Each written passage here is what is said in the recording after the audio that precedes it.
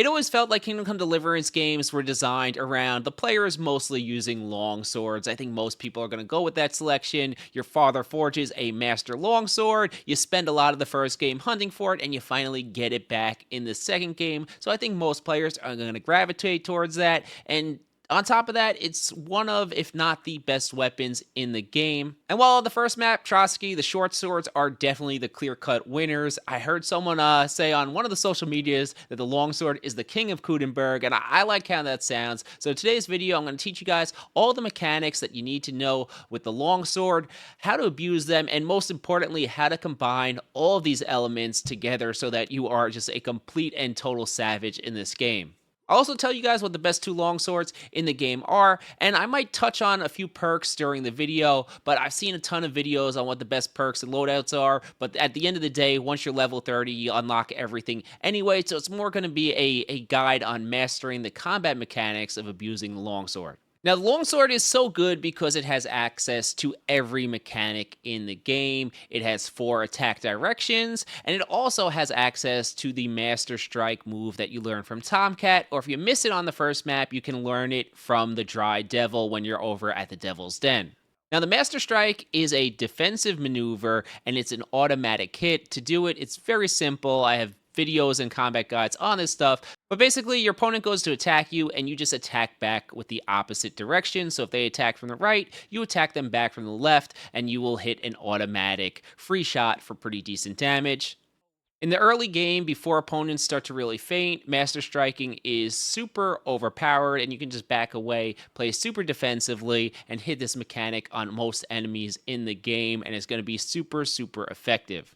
And even in the Kudenberg region, the Master Strike is still really strong, and we're going to touch on it later because there's a way I haven't heard too many people talk about how you can abuse it, but we're going to get to that, and you're going to see it makes sense that we go in the order that I picked. All right, so we got past the OP mechanic of Master Striking, but let's talk about how you should be using your longsword. Basically, you have the 4 attack directionals, but not every attack on the longsword is the same. When opponents are unarmored, they're all going to work really well, but against armored opponents, the strongest attack is the stab attack because it's going to do bonus damage against armor, and the weakness, and I say weakness because in this game it seems like longsword is just overpowered, but the weakness of a longsword technically is supposed to be that it's not supposed to be as good against armored opponents as something like a poleaxe or a hammer.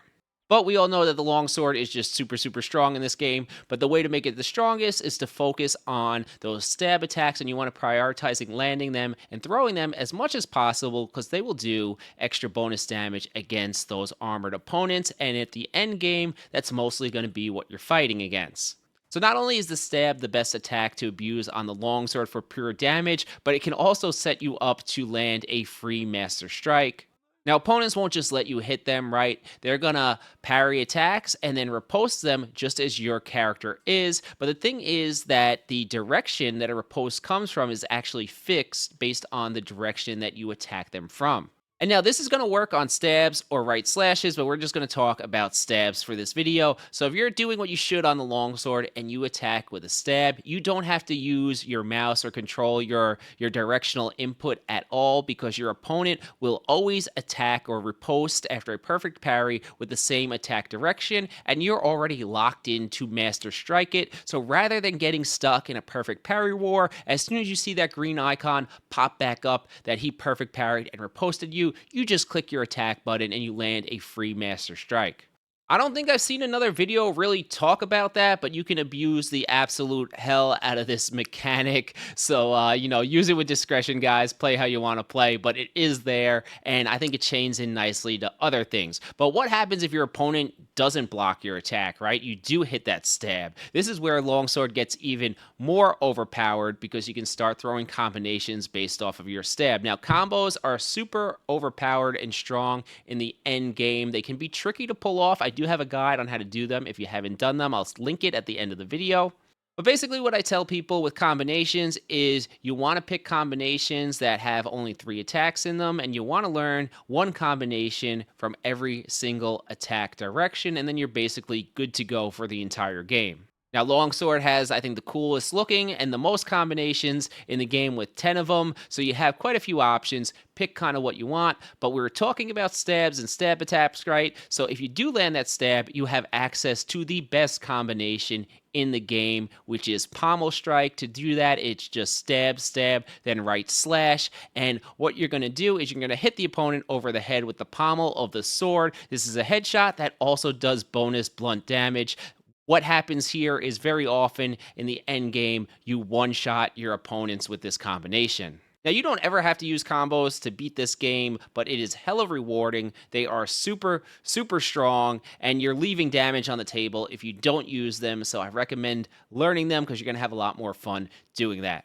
Now, we're going to jump to a topic called distance control, which I also don't really see anyone talk about, but the longsword is one of the longer weapons in the game. And distance in this game can be kind of weird because with character lock on, like if you use a pole arm or something in a group fight, you'll be like, well, these people are lurching like 10 feet at me. And it's super weird. It feels janky and it's very immersion breaking, but you can control distance with the longer weapons. It's just only in certain situations. So let me tell you how that kind of works. If you have something like a longsword, and your opponents, they have the shorter weapons. Most likely, they're going to have axes, hammers, or short swords. But you actually control the range that the fight starts at. Your opponents are not going to attack you if they're at a range, which means you often get to throw the first strike as long as you just keep backpedaling to keep that distance.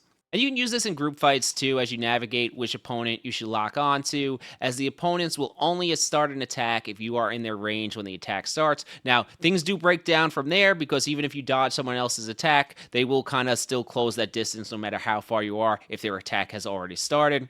But for one-on-one situations or many situations, this means you have the right to attack first because you control the range. And we get to use a technique called feinting that works wonderfully on the longsword, especially if you take that Master Feinter perk, which has you land feints at an increased rate. And having that distance allows you to charge up an attack and then use a feint where you switch the direction to another attack before releasing it. So I like to start with like an overhead or a slash and then switch it into that stab that I was talking about. Often at the high levels, when you have the feinter perk, you're going to land that stab, which then allows you to chain it into a second stab, chain it into a right slash, and immediately land a pommel strike.